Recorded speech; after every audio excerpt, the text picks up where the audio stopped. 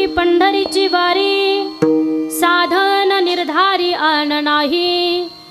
तुळशी माळ गळा गोपी चंदन टिळा, हृदयी कळवळा वैष्णवांचा। एका जनार्दने ऐसा ज्याचा नेम, तो देवा परम पूज्य जगी। तुळशी माळ गळा गोपी चंदन टिळा, हृदयी कळवळा वैष्णवांचा। महायोग पीठे तटे विमरथ्या, वरम पुंडरीकाय दातु मुनींद्रे। समागत्य तिष्ठन्तमानन्द कंदं, परब्रह्मलिंगं भजे पांडुरंगं।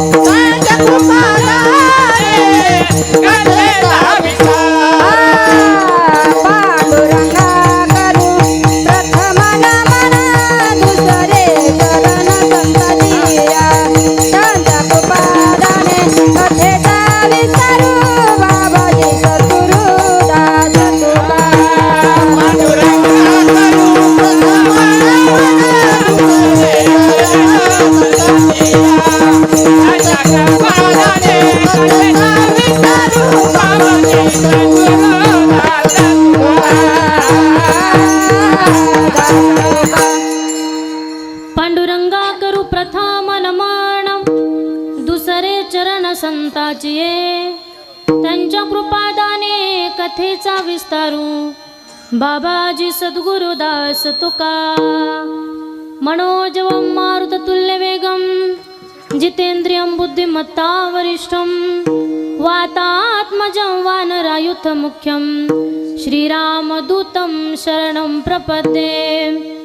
हे दुःख भंजन मारुती नंदन, सुन लो मेरी पुकार। पवन सुत विनती बारंबार, लोकाभिरामं रणरंगधीरं, राजीवनेत्रं रघुवंशनाथं। कारुण्यरूपं करुणाकरन्तं, श्रीरामचन्द्रं शरणं प्रपद्ये। श्रीराम जानकी बैठे हैं मेरे सीने में। देख लो मेरे दिल के नगीने में, देख लो मेरे दिल के नगीने में। श्री राम जानकी बैठे हैं मेरे सीने में। ओम नमो ज्ञानेश्वरा, करुणा करा दयाळा। तुमचा अनुग्रह लादलो, पावन झालो चराचरी। नमो सद्गुरु तुकया ज्ञानदीपा, नमो सद्गुरु सच्चिदानंद रूपा, नमो सद्गुरु भक्त कल्याण मूर्ती, नमो सद्गुरु भास्करा पूर्ण कीर्ती। राधा मेरी स्वामिनी, मेरा धेज को दास, जन्म जन्म मोहे दीजियो, श्री वृंदावन में वास। राधा मेरी माँ तो है, पिता मेरो घनश्याम, इन दोनों के चरण में करूँ बारंबार प्रणाम। जय जय श्री राधा रमण, जय जय नवल किशोर, जय गोपी चित्त चोर प्रभु, जय जय माखन चोर। आता हृदया फुले चौपाळून या भले, वरी बैसव पावले श्री गुरूंच्या जयांचे केल्या स्मरण, होय सकळ विद्यांचे अधिकरण, तेची बंधू श्री चरण श्री गुरूंचे ते नमस्कारोनी। आता आवडे देवासी तो एका प्रकार, नामाचा उच्चार रात्रंदिवस, तुळशी माळ गळा गोपी चंदन टिळा, हृदयी कळवळा वैष्णवांचा प्रस्तुत। प्रसंगी प्राप्त स्थळी कीर्तन रूपी सेवेसाठी निवडलेला अभंग, पैठणचे सुप्रसिद्ध साधू शांती ब्रह्म श्रीमंत श्री संत एकनाथ महाराज यांचा 4 चरणाचा असून देवाची आवड सांगणारा अभंग आजच्या दिवशी निवडलेला आहे। विठ्ठल विठ्ठल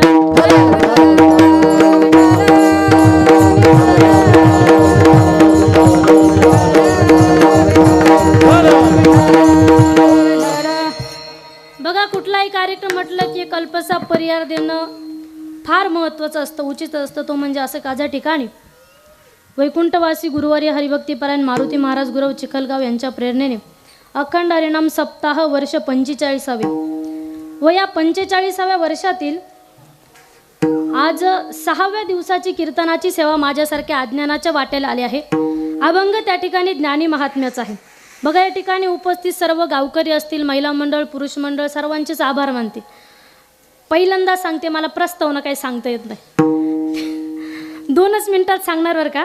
या ठिकाणी तुम्हाला सर्वांनाच माहिती आहे आपला सप्ताह चालू आहे, प्रत्येकजण कीर्तनकार येतात, प्रत्येकजण सांगतात, मला पण माहिती, मी पण ऐकलं म्हणून मी पण सांगणार। फक्त या ठिकाणी थोडासा पर्याय देणं उचित आहे। तो म्हणजे असे काजा ठिकाणी 6व्या दिवसाची कीर्तनाची सेवा आहे। ज्यांनी या ठिकाणी सेवा घेतलेली आहे, कैलासवासी शिवाजी विठ्ठल सांडभोर माजी सरपंच यांच्या स्मरणार्थ श्री पृथ्वीराज शिवाजी सांडभोर, राहुल संभाजी सांडभोर, सरगम ढाबा यांनी या ठिकाणी या कीर्तनाची सेवा घेतलेली आहे। बघा, या ठिकाणी त्यांचे आभार मानते। इथं सर्व गुणीजन आहेत, सर्वांचेच आभार मानते। बघा, गायनाची अतिशय उत्कृष्ट साथ करणाऱ्या हरिभक्तीपरायण आमच्या नाशिक जिल्ह्याचं भूषण माझ्या मोठ्या भगिनी मंगलताई गत्तीर, त्यांच्या ठिकाणी आभार मानते। त्यांच्या शेजारी असणारे आमचे नागेश दादा असतील, अतिशय गोड साथ देतात, अतिशय गोड स्वभाव आहे दादांचा, त्यांच्या ठिकाणी आभार मानते। त्यांच्या शेजारी असणारे म्हणजे मला माहिती बरं का, पण ती वयामानानं नाव लक्षात राहत नाही माझ्या। हां, कौदरी महाराज असतील, त्यांच्या ठिकाणी आभार मानते। त्यांचे शेजारी असणारे पराड बाबा असतील, त्यांचे आभार दादा आहेत। सर्वच या ठिकाणी भजनी मंडळ, सर्वांचेच आभार मानते। इकडनं असणाऱ्या ताई आहेत, त्यांचे आभार। सर्व हे संस्थेतील मुलं यांच्यासाठी एकदा जोरदार टाळ्या वाजवा। अतिशय गोड सर्व उभे आहेत। चोपदार काका आहेत, त्यांचे आभार। विनेकरी बाबा आहेत, त्यांचे आभार। साऊंड सिस्टीम अतिशय गोड आहे, त्यांचे आभार मानते। या ठिकाणी मला या ठिकाणी ज्यांनी आमंत्रित केलं, तुम्ही म्हणाल कुणी बोलवलं, नंतर विचार केल्यापेक्षा आताच सांगून देते। अरुण काका असतील, त्यांच्या ठिकाणी आभार मानते। सर्व सप्ताह कमिटी असेल, सर्वांनी या ठिकाणी मला या कीर्तन सेवेचा या ठिकाणी संधी दिली, त्यांचे सर्वांचे आभार मानते। बघा, या ठिकाणी 2ही मृदुंगाचार्य असतील, पवनदादा आहेत, त्यांचे आभार मानते। यशोदाताई आहेत, त्यांचे आभार। सर्वच या ठिकाणी महिला मंडळ, पुरुष मंडळ, सर्वांचेच आभार मानते। आणि आपल्या कीर्तनाला काय करायचं, हां, संपवायचं का सुरुवात करायची? कारण मला सकाळपासून सांगितलं चाललं, मी आज माझं काहीच नाही सांगणार। त्यांनी जे सांगेल कोण काय सांगतंय कोण काय सांगते, आज हे झालं पाहिजे बरं का, आज ते झालं पाहिजे. त्याच्यामुळं मी माझं काहीच नाही, सर्व तुम्ही जे सांगणार आहे ना, सांगितलंय सकाळपासून तेच सांगणार आहे. विठ्ठल विठ्ठल.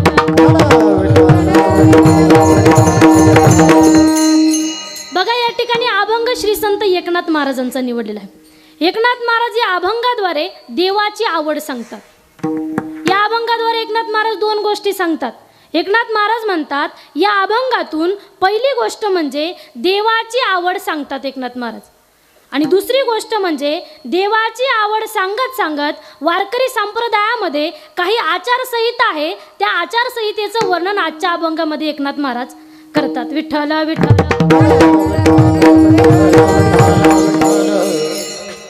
आवडे देवासी तो ऐका प्रकार. एकनाथ महाराज म्हणतात ऐका काय, देवाला आवडणारा प्रकार ऐका. देवाला काय आवडतं?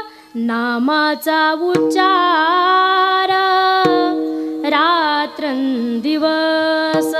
देवाला त्याचं नामस्मरण केलेलं, रात्रंदिवस केलेलं देवाला आवडतं. अजून काय आवडतं देवाला?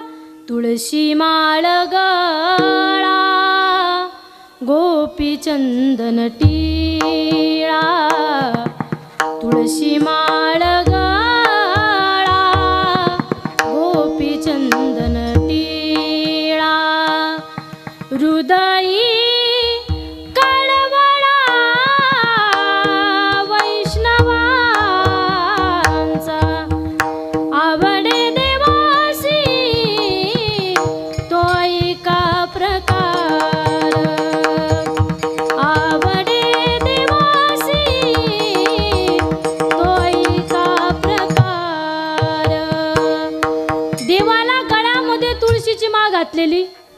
आवडते. तुळशी माळ गळा, गोपी चंदन टिळा. कपाळाला गोपी चंदन लावलेलं देवाला आवडतं. आणि अखंड वारकऱ्यांविषयी देवावरती जे प्रेम करतात, देवाचे जे भक्त आहे त्यांच्याविषयी अंतकरणामध्ये प्रेम निर्माण होणं, कळवळा निर्माण होणं हे देवाला आवडतं. अजून काय आवडतं देवाला? आषाढी कार्तिकी पंढरीला आलेलं देवाला. आषाढी कार्तिकी पंढरीची वारी साधन निर्धारी आणणं, याच्या पलीकडे काही साधन नाही. आषाढी कार्तिकीला पंढरीला गेलं पाहिजे, देवाला आवडतं. मग एकनाथ महाराज शेवटच्या चरणामध्ये सांगतात असं जो भक्त करतो, नामस्मरण करतो, गळ्यामध्ये तुळशीची माळ घालतो, कपाळाला गोपीचंदन टिळा लावतो, आषाढी कार्तिकीला पंढरीला जातो, असा जो भक्त आहे तो भक्त देवाला सर्वात प्रिय असतो. एका जनार्दनी ऐसा ज्याचा नेम, तो देवा परम पूजा जगे. तो देवा परम पूजा जगे. आवडे देवासी तो ऐका प्रकार. आवडे देवासी तो ऐका प्रकार.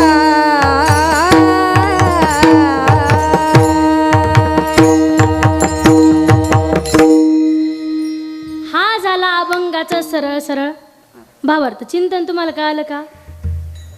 हा महिला मंडळ झोपल्या काय एवढ्या लवकर? अभंगाचं चिंतन तुम्हाला कळालं? हा म्हणा नाही तर नाही म्हणा, माना तरी हलवा इकडं. पुरुष मंडळ सांग सांग बोला ना, पाऊस पडेल का? माना तरी हलवत चला. अभंगाचं चिंतन तुम्हाला नाही?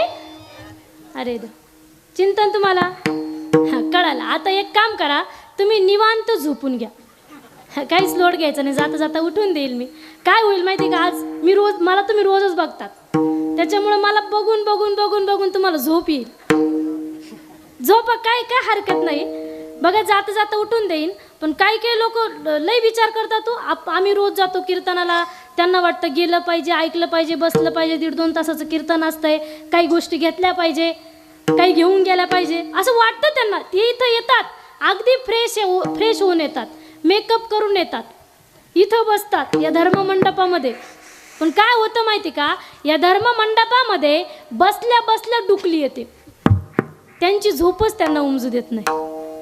का होत असेल हे? का होत असेल? ज्यांना ज्यांना कीर्तनामध्ये प्रवचनामध्ये आल्या आल्या झोप येते, आल्या आल्या डुकली येते, त्यांनी समजून घ्यायचं आमचं मागच्या जन्मीचं पाप आम्हाला कीर्तनामध्ये बसू देत. हां, कीर्तन भजन ऐकणं एवढं काय सोप्या गोष्टी, कुणी उठाव कीर्तन असं नाही. मग एका ठिकाणी गोड वाक्य लिहिलेलं होतं बरं का, दुनिया जिसे चुनती है वो संसद में जाके बैठता है. म्हणजे ज्यांना आपण मतदान करतो, वोट करतो, वो संसद में जाके बैठता है. हिंदी कळती ना? हा, नाही कळले उद्या विचार आहे इथंच मी. हाँ, दुनिया जिसे चुनती है वो संसद में जाके बैठता है. दुनिया जिसे चुनती है वो संसद में जाके बैठता है, लेकिन मेरे प्रभु श्री राम जिसको चुनते हैं वो कीर्तन में आके बैठता है. हाँ, इथं कुणी येत नाही, इथं येण्यासाठी फार पुण्य लागतं. तुम्ही तुमच्या मैत्रिणीला, तुम्ही तुमच्या मित्राला म्हटले असतील चल ना आज कीर्तनाला, पोरीचंच कीर्तन चल. हां, ते म्हटलं असं नाही नाही, सवड नाही, सवड नाही असं नाही, नशीब नाही. इथं येण्यासाठी फार पुण्य लागतं. जन्म जन्मी आम्ही बहु पुण्य केले, जन्म जन्मी आम्ही बहु पुण्य केले, बहु पुण्य केले, जन्मोजन्मी आम्ही बहु पुण्य केले. तेव्हा या विठ्ठल कृपा केली, तेव्हा या विठ्ठल कृपा केली.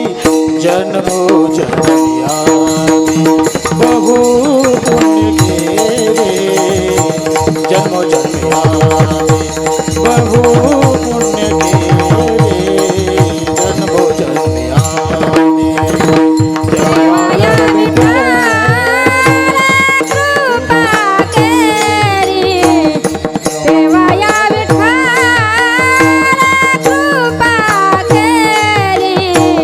जन्मोजन्मी आम्ही बहु पुण्य केले, जन्मोजन्मी आम्ही बहु पुण्य केले.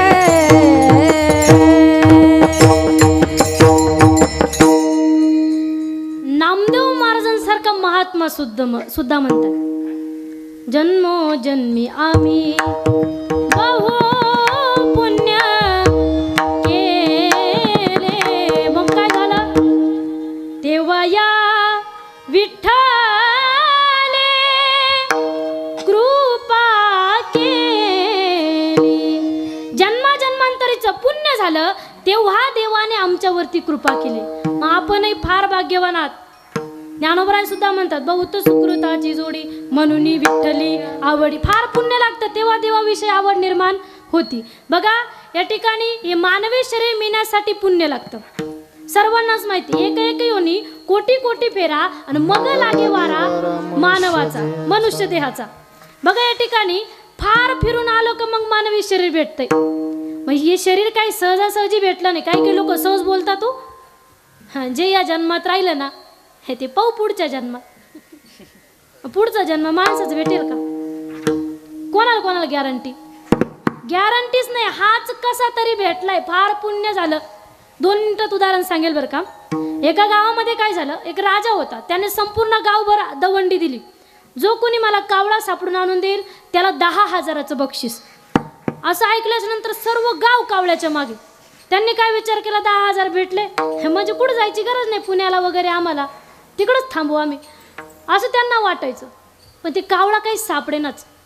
प्रत्येकजण सापडायला लागलं. त्या गावामध्ये एक आंधळा माणूस होता.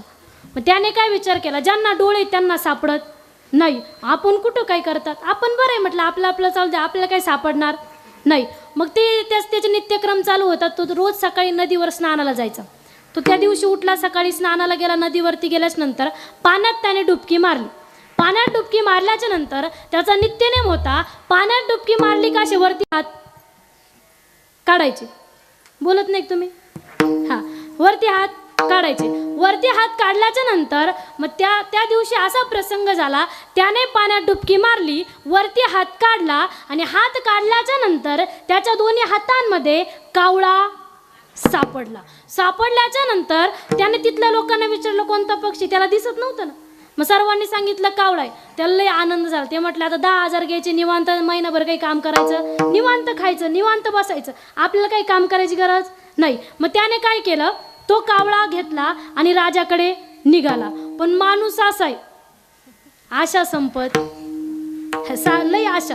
आपल्याला जर रस्त्याने चाललो 1 रुपया सापडला असं वाटतं 1 रुपयाऐवजी 10 असते ना बरं झालं असतं. 10 सापडले का असं वाटतं 100 असते तर बरं झालं असतं. 100 सापडलं असं वाटतं 1000 असते तर बरं. म्हणजे आशा माणसाची वाढत चालती. मग त्याला वाटलं एका कावळ्याची किती आहे 10,000 आणि 2 नेल्यावर पैशाचा तर हिशोब लावतो ना पट 20,000 आहे. मग म्हटलं आपल्याला सोपं आहे, पाण्यात डुबकी मारायची, वरती हात काढायचे आणि कावळा आहे, आपल्याला दुसरी तिसरीकडे जायची गरज नाही. मग त्याने काय केलं, तो कावळा घेतला आणि कोणाकडे दिला नाही, त्याला विश्वास नव्हता. मग त्याने तो कावळा घेतला आणि असं आपल्या काखेत ठेवला, पाण्यात डुबकी मारली आणि वरती हात सापडला का नाही.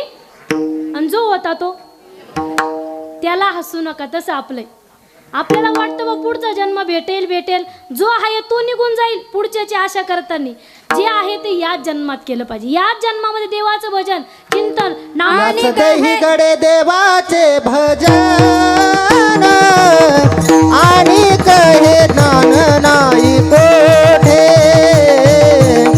आणि कहे ज्ञान नाही कोठे, आणि कहे ज्ञान नाही कोठे. याच देही घडे देवाचे भजन आणि कहे ज्ञान नाही कोठे, आणि कहे ज्ञान नाही कोठे,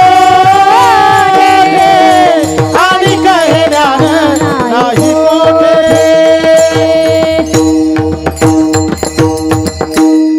याच देही घडे देवाचे भजन आणि काही ज्ञान, दुसऱ्या देहाच्या ठिकाणी हे ज्ञान नाही.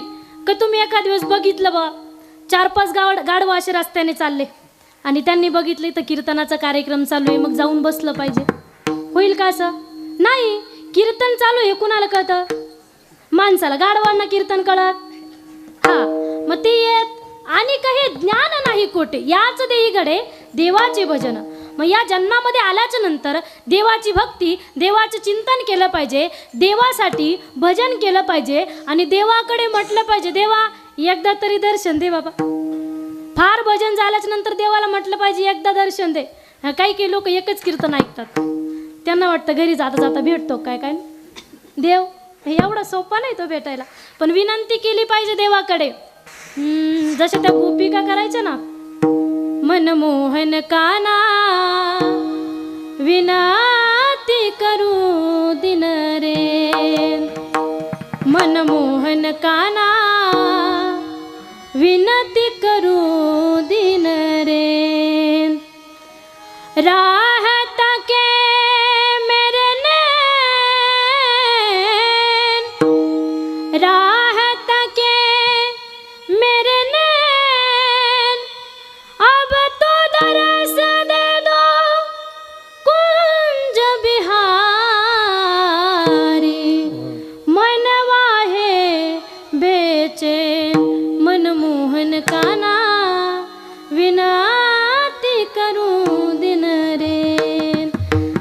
रोज आपण देवाला विनंती केली पाहिजे, देवा एकदा तरी तू आम्हाला दर्शन दे. त्याची त्या ठिकाणी भक्ती करायची, चिंतन करायचं, देवाविषयी कळवळा निर्माण करायचा, देवाला म्हणायचं, देवाचं भजन करायचं, चिंतन करायचं, देवाला म्हणायचं मला एकदा तरी दर्शन दे, एकदा तरी दर्शन दे. देऊ नाही देऊ मागे पुढे उभा राहे सांभाळीत, तो मागे पुढे उभा नक्की राहील. एवढा विश्वास देवावरती पाहिजे.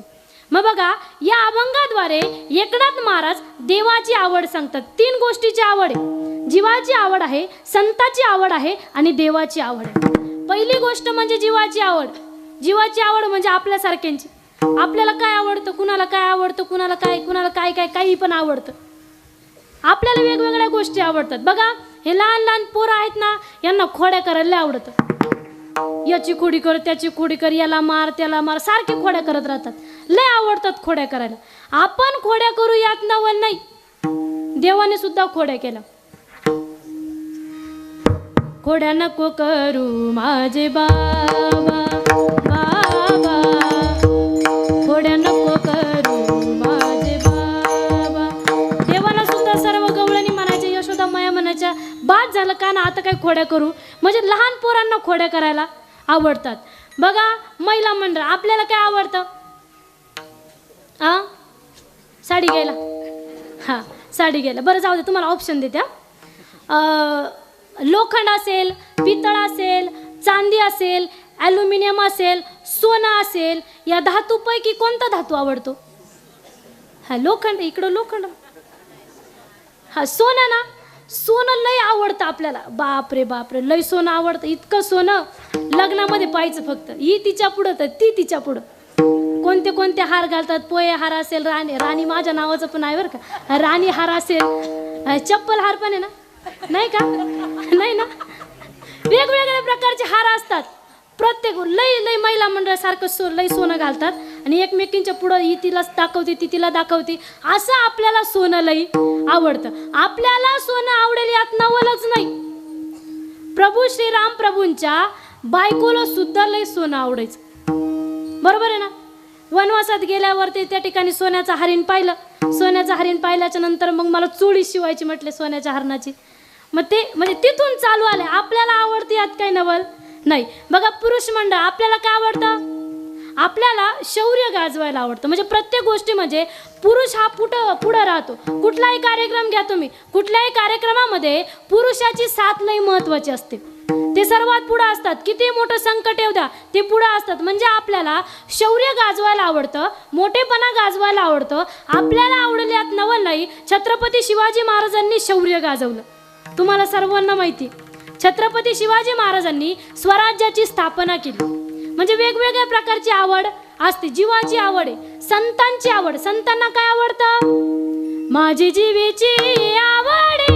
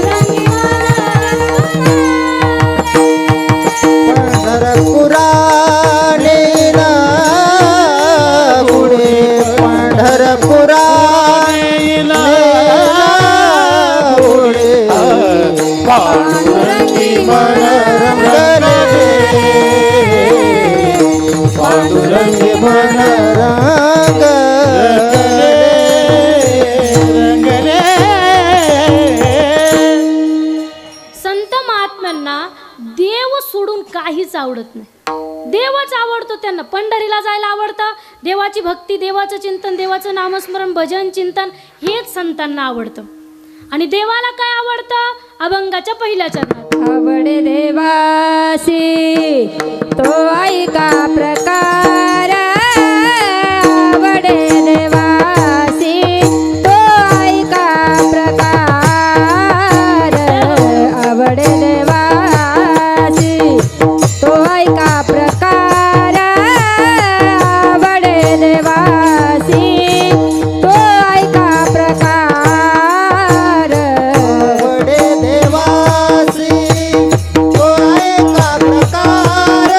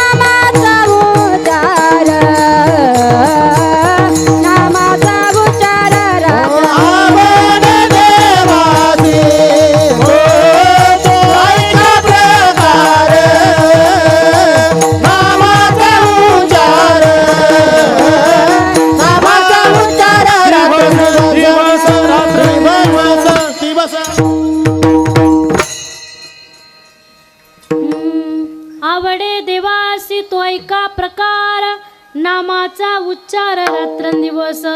पहिली आवड सांगितली देवाची, पहिली आवड एकच आहे, देवाला त्याचं नामचिंतन केलेलं आवडतं. मग आपण केलं पाहिजे, त्याला आवडणाऱ्या गोष्टी प्रत्येकाने केल्या पाहिजे, देवाला आवडणाऱ्या गोष्टी केल्या पाहिजे. बाकीच्यांना काय आवडतं हे नाही बघितलं पाहिजे, देवाला काय आवडतं याचा विचार केला पाहिजे. मग देवाला त्याचं नामचिंतन केलेलं आवडतं.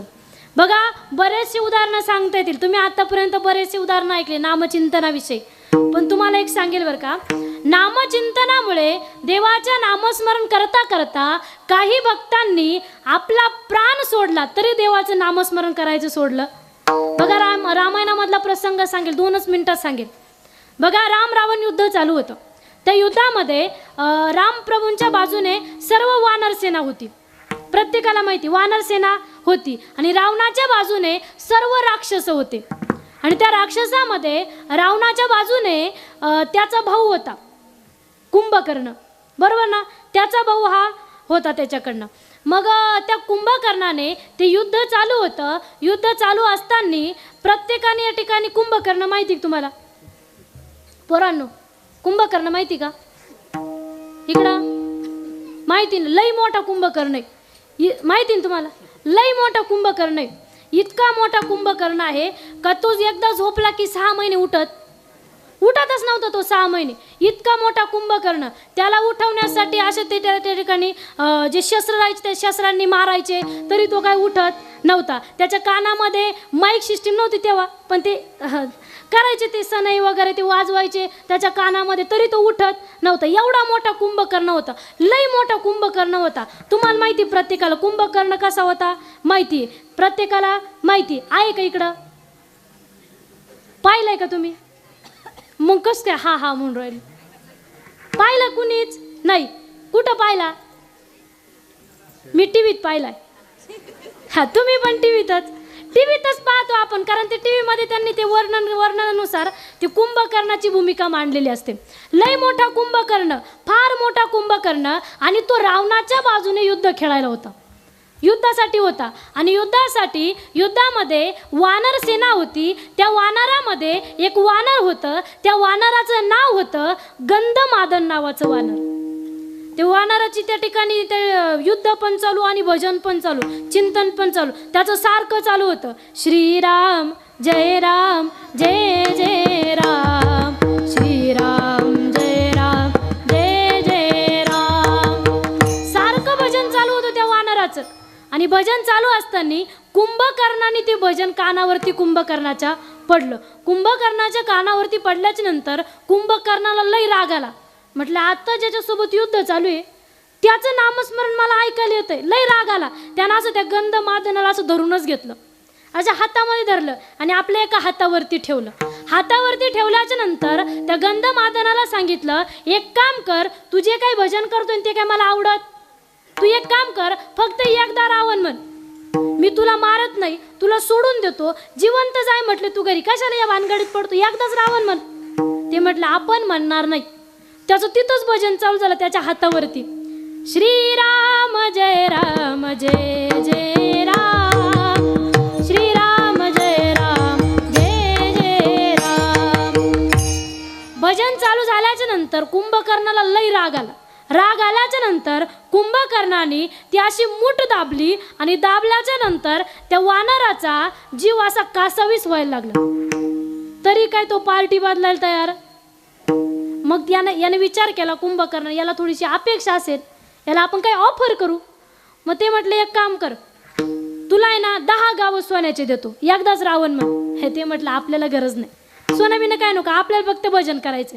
तरी काय म्हणायला तयार. ते म्हटलं, अजून वाढू, एक काम करतो, आम्ही 3 भाऊ आहे, रावण, विभीषण, कुंभकर्ण, आम्ही 3 भाऊ आहे. आमच्या 3 भावांमध्ये ही जी काही संपत्ती आहे ही संपत्ती 3 वाटल्या जाईल. मग वाटल्या जाईल ना, जो माझा भाग आहे ना, 3रा भाग तुला देतो, एकदाच रावण म्हण. तरी काय म्हणायला तयार. आपले किती पार्टी बदलतात, 500, 1000, 2000 लईतले, ते काय पार्टी बदलायला तयार. तरी त्याचं भजन चालू झालं, श्रीराम जय राम जय जय राम, श्रीराम जय राम जय जय राम. सर्वांनी म्हणा, श्रीराम जय राम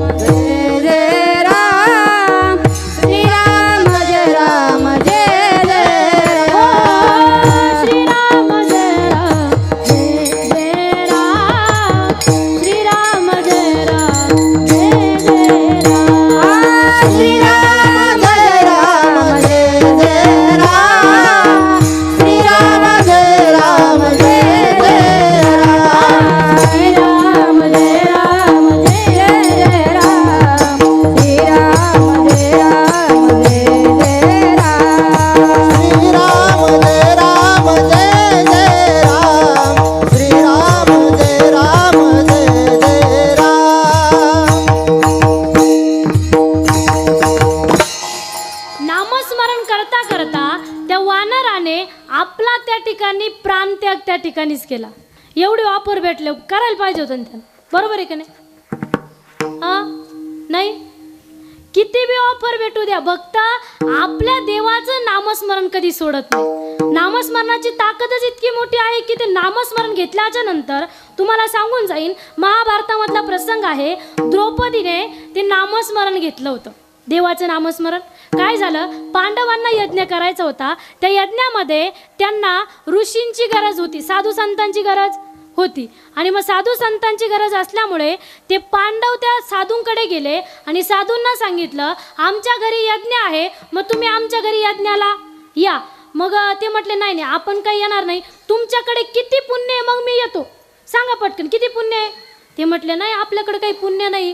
मग ते पुण्य देत असाल तर मी येतो, तसं काही येणार नाही. मग पांडव म्हटले, आपल्याकडे काही एवढं पुण्य नाही. मग ते साधू म्हणतात, बरं ठीक आहे, तुमच्याकडे 1000 यज्ञ केल्याचं पुण्य आहे का? 1000.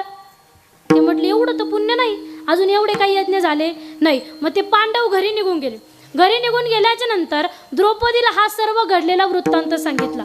द्रौपदी म्हणते, 1000 यज्ञांचं लागतं ना, मी जाते बाबांना घेऊन येते, साधूला घेऊन, ऋषींना घेऊन येते. द्रौपदी गेल्याच्या नंतर द्रौपदीला त्या साधूने सांगितलं, मी आत्ताच सांगितलं, म्हटलं 1000 यज्ञांचं पुण्य लागेल, तू काय आता येऊ नको, सांग तुझ्याकडे असेल तर मी येतो, तसं काही येणार नाही. मग द्रौपदी त्या साधूला म्हणती, त्या ऋषींना म्हणती, 1000च लागते ना, 1000च, बरं का, 1000च लागतं ना. असा एवढा शब्द ऐकल्याच्या नंतर ऋषी कुटियेच्या बाहेर आले आणि कुटियेच्या बाहेर आल्याच्या नंतर त्या साधूने विचारलं, त्या ऋषींनी विचारलं, 1000च म्हणजे असं किती पुण्य आहे तुझ्याकडे, किती आहे?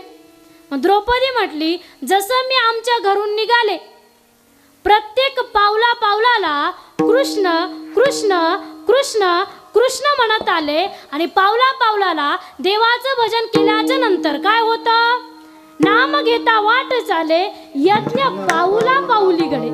पावला पावलाला यज्ञ केल्याचं पुण्य भेटतंय. मग वारीला गेल्याच्या नंतर भजन केलं पाहिजे, ही बडबड ती बडबड केल्यापेक्षा भजन केलं पाहिजे. पण काय लोक करतच नाही भजन. हो, वारीला गेल्याच्या नंतर पंढरपुराला जर निघाले ना, ते काय करतात, स्वतः पण निघतात. मग ते काय म्हणतात, आपण जर गेलो, आपल्यासोबत जर 2-3 असले तर बरं आहे, मित्र परिवार, थोडंसं बोलायला चालायला जेवायला वगैरे जो त्या ठिकाणी राहायला बरं राहतं. म्हटले 4-5 जण पाहिजे सोबत. मग ते 4-5 जणांना घेऊन निघतात.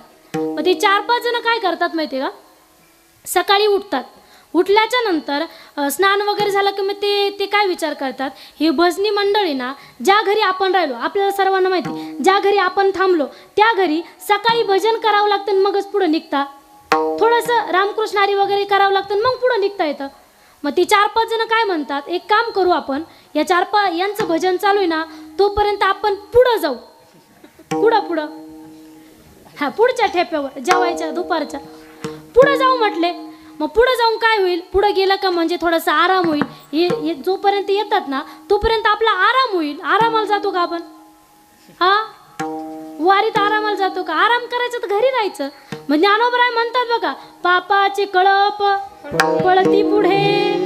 वारीमध्ये गेल्याच नंतर ज्या ठिकाणी भजन आहे ना, त्या ठिकाणी आपण राहिलं पाहिजे, भजन केलं पाहिजे, चिंतन केलं पाहिजे. का तर नाम घेता वाटा चाले, यज्ञ पाऊला पाऊली घडे. आपल्याला पावला पावलाला यज्ञ केल्याचं पुण्य घडतंय. राम नामाची ताकद सांगितली, कृष्ण नामाची ताकद सांगितली. बघा, नामस्मरणच इतकं त्या ठिकाणी, नामस्मरणच असं आहे की या भवसागरातून तरुण आपल्याला नेणार आहे. नामस्मरणाशिवाय दुसरी गोष्ट नाही. भक्तीची पहिली पायरी म्हणजे नाम आहे. नामस्मरण प्रत्येकाने केलं पाहिजे आणि देवाला आवडतं म्हणून केलं पाहिजे. किती गोड गोड तुझे नाम, किती गोड गोड तुझे नाम, किती गोड गोड तुझे नाम, किती गोड गोड तुझे नाम. माझ्या विठ्ठला, माझ्या विठ्ठला रे, माझ्या विठ्ठला, माझ्या विठ्ठला रे,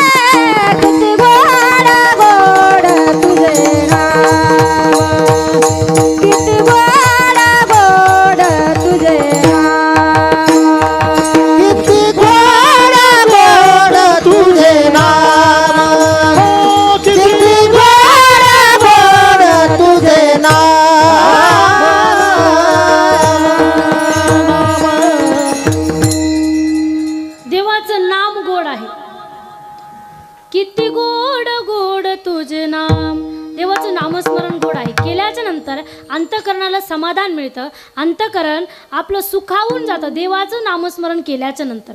त्याचं नामस्मरण फार गोड आहे, ते केलं पाहिजे. बघा संत महात्मे म्हणतात ते नामस्मरण आम्ही केलं आणि देवाला आम्ही विकत घेतलं. कशाच्या जोरावरती? नामस्मरणाच्या.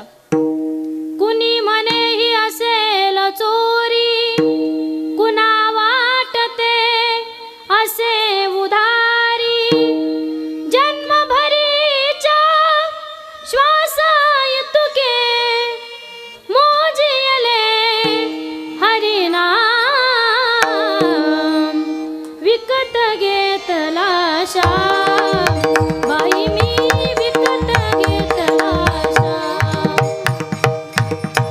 कुणी म्हणे हा यमुनेवरचा गुलाम काळा संता घरचा, हाच तुक्याचा विठ्ठल आणि दासांचा श्रीराम,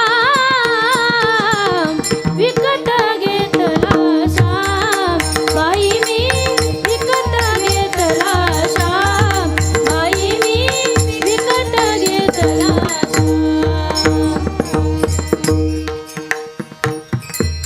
पहिली गोष्ट म्हणजे देवाला आवड काय आहे तर देवाला त्याचं नामस्मरण केलेलं आवडतं. अजून काय आवडतं देवाला? अभंगाच्या दुसऱ्या चरणात तुळशी माळ गळा गोपीचा दटिळा, तुळशी माळ गळा गोपीचा दटिळा, हृदय कळवळा वैष्णवाचा, वैष्णवांचा हृदय कळवळा वैष्णवांचा. तुळशी माळ गळा गोपीचा दटिळा, तुळशी माळ गळा गोपीचा दटिळा, हृदय कळवळा वैष्णवाचा, हृदय कळवळा वैष्णवाचा. वैष्णवांचा वैष्णवांचा. तुळशी माळ गळा गोपी चंदन टिळा, हृदयी कळवळा वैष्णवांचा. देवाला गळ्यामध्ये तुळशीची माळ घातलेली आवडते, मग घातली पाहिजे ना? नाही, इकडं घातलेलीच आहे प्रत्येकाने गळ्यामध्ये तुळशीची माळ. मी धरते घातलेली आहे प्रत्येकाने. मग काही काही लोक नाहीच घातली बा, कोणी नाहीच घालेला असली मग ते म्हणतील बा तुळशीची माळ घातली असती पण मग काही फायदा, घातल्याच नंतर काही फायदा पाहिजे ना. म्हणजे माणूस असा आहे जिथं फायदा तिथं बिना फायद्याच्या गोष्टी करत. मग फायदा असा आहे बघा तुळशीच्या माळीचा, 2च मिनिटात सांगेन. काय होतं माहिती की एखाद्या वेळेस ना गावामध्ये लय कुत्रे होतात, लय कुत्रे होतात. मग कुत्रे झाल्याच्या नंतर मग सरपंच असेल, गावची सप्त या ठिकाणी पंच कमिटी असेल, जे प्रतिष्ठित लोक आहेत ते काय करतात, गावामध्ये जर जास्त कुत्रे झाले तर म्युन्सिपाल्टीची गाडी बोलवतात, सरकारी गाडी कुत्रे भरणारी. मग ते बोलवतात. मग ते म्युन्सिपाल्टीची गाडी आल्याच नंतर ते कुत्रे भरणारे लय हुशार राहतात. ते काय करतात माहिती का, कुत्रे भरायला सुरुवात करतात. पण कुत्रे भरता भरता ते लय हुशार असतात. ते काय करतात, ज्या कुत्र्याच्या गळ्यामध्ये पट्टा आहे ते त्याला नेतात का, ते म्हणतात नाही नाही याचा कोणतरी मालक आहे बरं का, आणि ज्याच्या गळ्यात पट्टा नाही बरं म्हटले चला याचं काही काम नाही तर म्हणजे लगेच घेऊन जातात. तसं आपल्याला ज्या वेळेस यमराजे घ्यायला येतात, यमराजे घ्यायला आल्याच्या नंतर ज्याच्या गळ्यामध्ये पट्टा चालू ज्याच्या गळ्यामध्ये तुळशीची माळ आहे त्याला ते काही नेत, त्याला म्हणतात याचं आहे ना कुणीतरी मालक, याचा कुणीतरी मालक आहे, आपण याला नेऊ शकत नाही. तुळशीच्या माळीचा फायदा आहे, यमराजे काही त्याला नेत नाही. तुळशीची माळ घातली पाहिजे. काही काही लोकांनी तुळशीची माळीची त्या ठिकाणी व्याख्याच बदलून टाकली. काही काही लोक कीर्तन ऐकतात, कीर्तन ऐकल्याच नंतर 4-5 लोक येतात, एकाला घेऊन येतात, इथं घेऊन येतात आणि म्हणतात घाला याला माळ. आपण जर विचारलं का घालायची भाऊ माळ, असं त्यांना वाटलं असेल ना का घालावं भाऊ असं, त्यांचं आपण विचारतो बा तुम्हाला का वाटतंय माळ घालावं. ते बाकीचं काय म्हणतात माहिती का, लई येतं हो, लई येतं पिण्यासाठी माळ राहते का, पिणं बंद होण्यासाठी. माळीचा पार दर्जा खालवून टाकला लोकांनी. बघा, तुळशीची माळ घातल्याच नंतर फार पवित्र आहे. या ठिकाणी तुम्हाला सांगून जाईल, मेल्याच्या नंतर आपल्या तोंडामध्ये मेथीचा, कोथिंबीरचा, पुदिन्याचा पाला घालतात. तुळशीचा, जागे तुम्ही, तुळशीचा पाला घालतात. याच्यावरून एकच लक्षात घ्यायचं, मेलेल्या शरीराला पवित्र करण्याची ताकद जर एका तुळशीच्या पानात आहे, मग जिवंतपणी एवढं मोठं शरीर तुळशीच्या माळीने पवित्र नाही होणार का? म्हणून माळ घातली पाहिजे. तुळशी माळ गळा गोपी चंदन टिळा. गोपी चंदन टिळा म्हणजे चंदन कपाळाला लावलं पाहिजे. का लावं माहिती का? भगवंताने सुद्धा गोपी चंदन आपल्या कपाळाला लावलेलं आहे. काय झालं, एकदा नारद महर्षी आणि भगवंत दोघांचा संवाद चालू होता. संवाद चालू असताना नारदाला वाटायचं माझ्यासारखा भक्त नाहीच कुणी, मी एकमेव श्रेष्ठ भक्त आहे, माझ्यासारखी भक्ती कुणीच करत नाही, माझ्या एवढा मोठा भक्त कुणीच नाही. मग नारदाने सहज विचारलं देवाला, देवा तुला कोणता भक्त आवडतो, तुझा कुणी भक्त आहे का आवडणारा?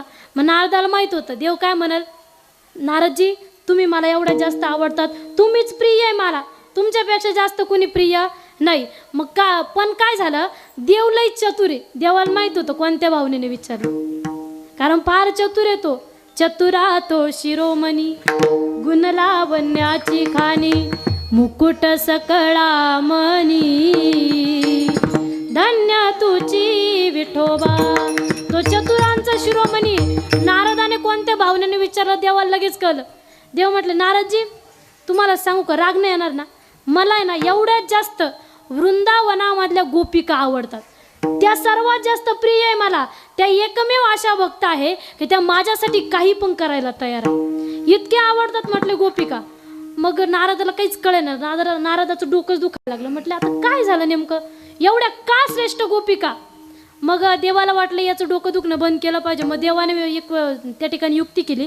देवाने सांगितलं, नारदजी माझं लय डोकं दुखते, एक काम करा, मला आहे ना काहीतरी द्या म्हटले औषध, माझं इतकं डोकं दुखतंय ना, ते डोकंच थांबे ना, मी लय उपचार केले हो तरी डोकं काही थांबत नाही. मग नारदजी म्हटले नेमकं तर काय करावं काही कळेना, तुम्ही प्रत्येक औषध घेऊन पाहिलं. मग देव म्हटले एक काम करता का, मला आहे ना संतांच्या चरणाची रज आणून द्या, ती माझ्या डोक्याला लावली ना मग ते माझं डोकं दुखायचं बंद होईल. असं म्हटल्याच्या नंतर नारदजी निघाले मृत्यूलोकामध्ये.